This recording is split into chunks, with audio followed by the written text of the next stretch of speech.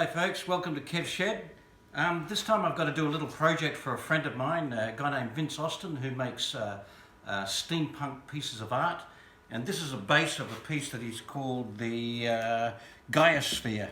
And it's going to be fitted onto a piece of wood, and it's going to be a round base that ordinarily you would probably expect it to be turned on a lathe. And of course I have a lathe, but just not big enough to turn something that's nearly 500 mil in diameter. So I'm going to use a few Arbortech tools, and I'll show you how I'll level this out and cut the groove to fit this base. So the first thing I'm going to do is use the new planer attachment to level out the surface.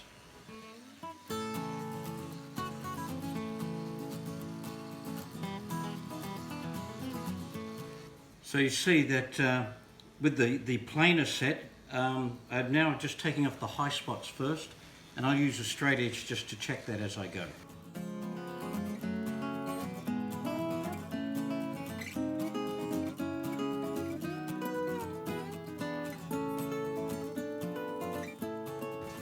This is with a 80 grit sanding disc fitted, and I've shifted the guard down by loosening these two screws and pushing it down like so.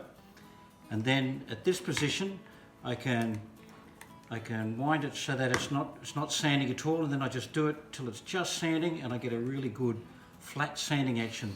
This is something that I've never seen on a sander before, and I think is a really good opportunity.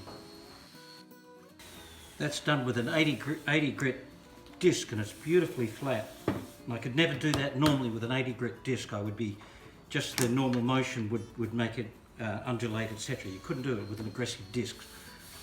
So I'm able to get a really nice level finish just with that. So I'll just go to a finer grit now.